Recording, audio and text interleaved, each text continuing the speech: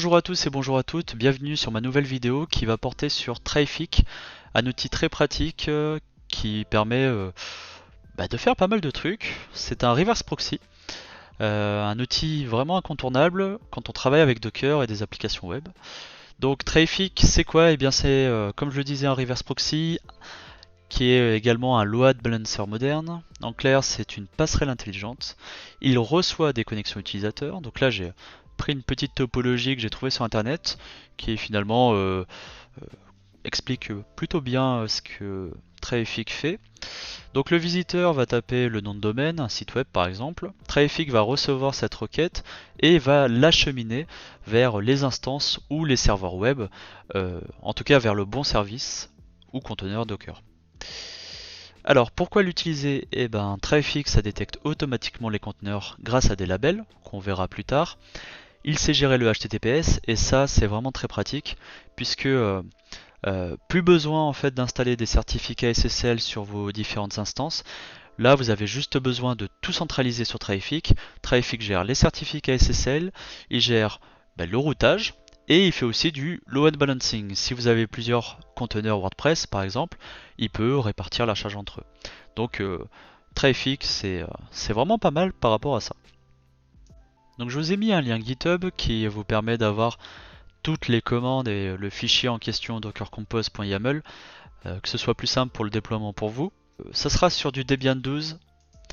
Initialement, il faudra Docker et Docker Compose installés. Donc à chaque fois dans mes labs, de toute manière, je vous mets les commandes pour installer votre Docker. Il faudra préparer le projet. Alors ici, on va créer un dossier Traefik WordPress Lab. Et puis avec tout ce qui est pour le certificat SSL, on va lui donner des droits. Le fichier dockercompose.yaml qui est finalement le cœur de votre projet, puisque on va utiliser des labels. Alors, je vais pas détailler tous les labels parce qu'on va y passer une heure, mais juste pour vous expliquer un petit peu, ces labels-là font une requête du certificat SSL qui sera utilisé par Traefik pour le HTTPS de vos serveurs web. Ici, nous avons les ports qui sont exposés. Donc 8080 pour le management de Traefik, 80 et 443 qui seront utilisés par les serveurs web. Donc forcément il y a une redirection NAT à effectuer. La redirection NAT ne se fera pas par contre sur vos conteneurs WordPress. Cette redirection NAT se fera directement sur Traefik. On verra ça de toute manière un peu plus tard. Les volumes utilisés pour Docker et ensuite pour Let's Encrypt. Le network qui est utilisé à chaque fois par les conteneurs, donc ça doit être le même network justement pour qu'ils puissent communiquer ensemble. Un conteneur de base de données et nos WordPress avec encore des labels. Le label ici par exemple déclare que Traefik doit être activé. Et puis ensuite des labels qui signifient quel port doit être utilisé. Donc là en l'occurrence nous avons le port 443, enfin en tout cas le protocole HTTPS qui doit être utilisé euh, pour, euh, pour, euh, pour l'accès au serveur web de manière sécurisée. Et puis tout un tas de choses, par exemple avec notre certificat, le label qui est en rapport avec le certificat SSL, etc. etc. Donc on va commencer par faire quelques mises à jour, comme c'est indiqué dans le lien GitHub avec les différentes commandes. Moi j'ai fait les mises à jour juste avant, c'est juste pour vous montrer les commandes. On installe Docker et Docker Compose.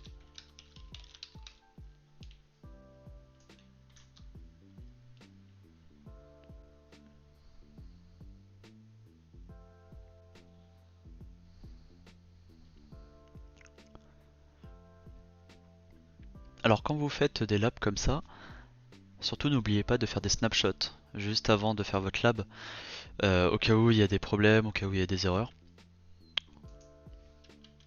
Donc là on dit d'activer Docker au démarrage du système. Ensuite une série de commandes donc une commande pour créer le dossier. On rentre à l'intérieur de ce dossier, Traffic WordPress Lab. Donc vous voyez le chemin du dossier. Et puis on crée donc le Let's Script qui permettra d'émettre les certificats SSL.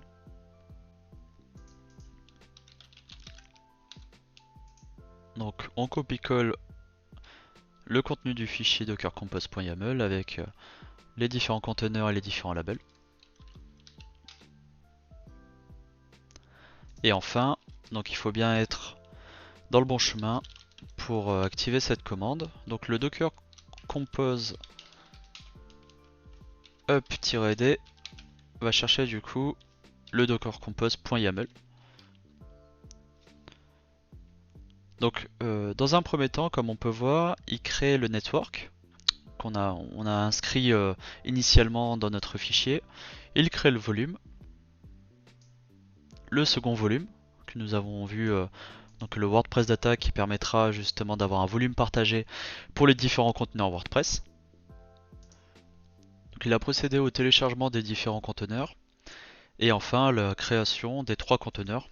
Donc si on fait un docker ps, on voit les conteneurs qui ont été créés et qui sont up depuis 27 secondes avec les différents ports. Donc le 3306 pour le conteneur MariaDB qui est la base de données, le conteneur WordPress qui est le port 80 et enfin le conteneur Traffic avec les différents ports qui sont exposés, donc le 8080, le 443.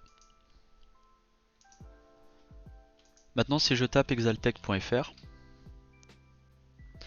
je suis redirigé donc forcément vers une connexion non sécurisée puisque c'est un certificat SSL auto-signé. Bien sûr il est possible d'avoir un certificat soit payant, par exemple qui est émise par une autorité de certification, telle que OVH par exemple, qui pourrait potentiellement émettre un certificat valide. Et donc on pourrait l'intégrer directement à notre Traffic. Bon là c'est juste un lab, donc je fais juste un certificat auto-signé, ou alors vous pouvez également faire un certificat gratuit que vous allez demander d'émettre à 0SSL pour qu'il puisse vous donner un certificat SSL d'environ une validité de 3-4 mois. Et c'est totalement gratuit, et là par contre c'est émise par une autorité de certification qui est autorisée par les navigateurs. Et donc là on voit notre WordPress. Donc si on revient ici et qu'on fait un docker stop de notre conteneur WordPress, forcément ici, si on actualise, ça va pas marcher. Ok. Maintenant, si on fait un docker compose -scale et on va mettre par exemple, je sais pas, on va en mettre 6. On va mettre 6 WordPress.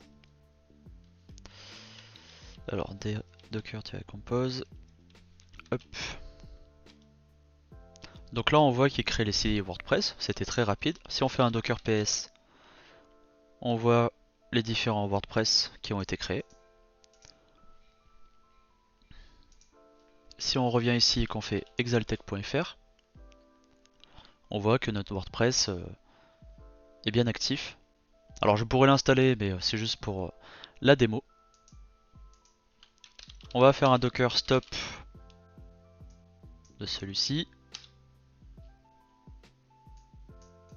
de celui-ci. Donc on en a enlevé 2. On actualise et c'est la même chose. Donc le load balancing fonctionne bien.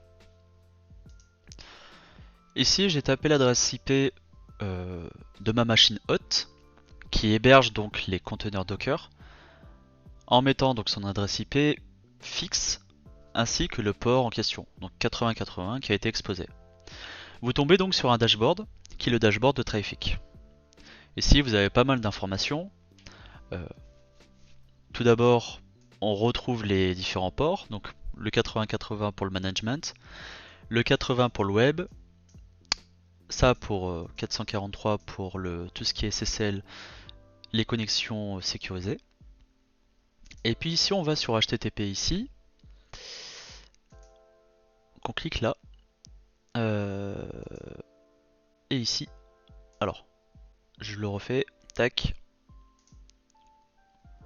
HTTP, on prend cette partie là, donc le web secure, on clique ici, et ensuite on clique sur service WordPress. Et bien là on voit qu'on a 4 conteneurs. Si à côté, donc je vais faire un docker ps, je vais faire docker stop, je reprends au hasard, donc je stoppe un conteneur WordPress, je reviens sur ma page, j'actualise, et normalement il en reste que 3. Vous voyez.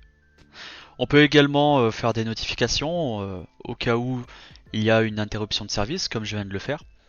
Et donc c'est vraiment très intéressant de déployer un Traefik qui permet vraiment d'avoir une gestion et une administration de votre système d'information et d'avoir du load balancing qui fonctionne. Tout en bas, on voit qu'on a le provider Docker, mais on pourrait très bien ajouter par exemple des métriques Prometheus, des access logs, etc.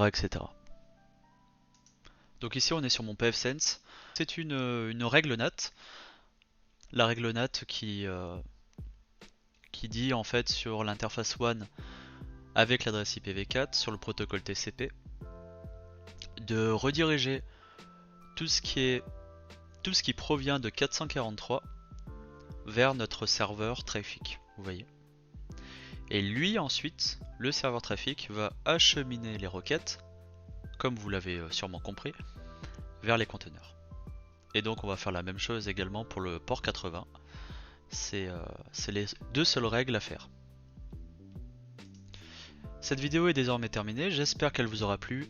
N'hésitez pas à lâcher un like, un petit commentaire et à vous abonner, la petite cloche, ça fait toujours avancer le bousin.